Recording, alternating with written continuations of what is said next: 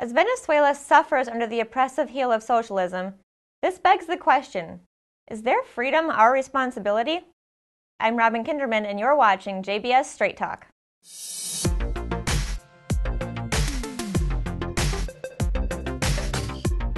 If you've followed world news at all in the last year, you probably know that socialism has claimed yet another country. 17 years ago, in 2007, socialist dictator Hugo Chávez came to power in Venezuela and founded the now-ruling United Socialist Party of Venezuela. Chávez instituted land reforms intended to redistribute the wealth and land from large farm owners and the productive elements of society to the more impoverished elements, without any regard for private property rights.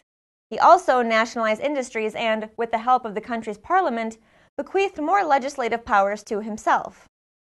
Following his death in 2013, Vice President Nicolás Maduro, who sports a mustache modeled after that of Soviet dictator Joseph Stalin, succeeded Chávez as Venezuela's quote-unquote president and as the leader of the United Socialist Party of Venezuela. Maduro was also backed by the Communist Party of Venezuela, the ruling Communist Party of Cuba, and the Russian government, which have poured military assets into the country to bolster Maduro's fledgling claim to power. After 17 years of socialism, the lack of food, clean water, medicine, rampant power outages, and an outrageously inflated currency are now the new norm in Venezuela.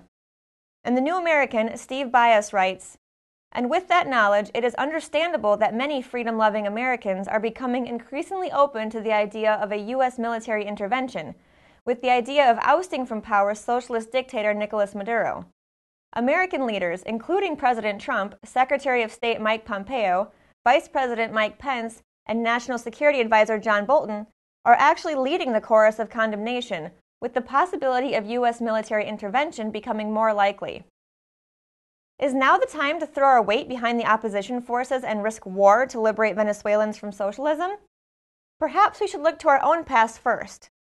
As Bias points out in The New American, in the 1820s, the culturally Christian nation of Greece was struggling to free itself from the Islamic Ottoman Empire and looked to the United States, then considered a Christian nation, for help. As Bias further points out, then Secretary of State John Quincy Adams, while feeling sympathetic toward the Greeks and their plight, said, "We are the friends of liberty everywhere. We are the guardians only of our own." He further explained, "America does not go abroad in search of monsters to destroy." Fast forward to today. While we may likewise sympathize for those longing for freedom such as Venezuela, our responsibility ought to only be protecting our own country and citizens. Neoconservatives like John Bolton are always itching for war in order to not only increase the power and scope of government at home, but also to build regional government toward world government.